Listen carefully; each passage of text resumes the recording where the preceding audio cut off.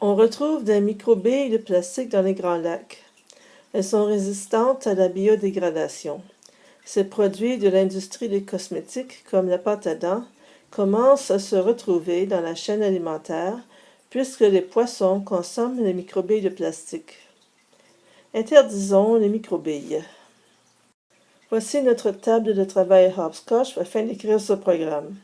Nous avons l'information, le titre, le poisson, les microbilles et notre fond. Pour dessiner notre fond orange, nous allons prendre le caractère emoji de l'orange. Lorsqu'on appuie sur le bouton, on envoie l'orange tout à fait dans le fond et on agrandit de 500% et on la rend invisible de 20%. Voici notre information. Lorsqu'on appuie sur le bouton Play, on place l'information sur l'écran à 500, 600. On l'envoie en avant et on indique le contenu de l'information et la taille des lettres. Et voici notre titre. Lorsqu'on appuie sur le bouton Play, on le place sur l'écran. Notre poisson qui mange les microbilles, lorsque le bouton Play est tapé, on l'agrandit de 500%. Voici une microbille. Lorsque le programme commence, elle va faire la microbille.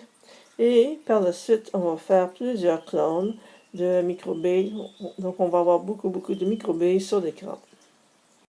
Lorsque la microbille est clonée, chacun des clones va effectuer l'habilité microbille qui consiste à se positionner sur l'écran de façon aléatoire. Donc, sur tout l'écran, donc entre X1 et la largeur du iPad et Y1 et la hauteur du iPad.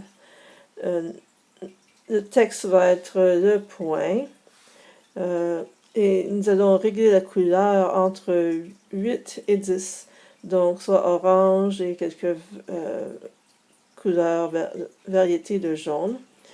Et nous allons régler la taille de la microbille de façon aléatoire entre 200 et 400% et nous allons aussi la rendre invisible de façon aléatoire entre 1 et 99%.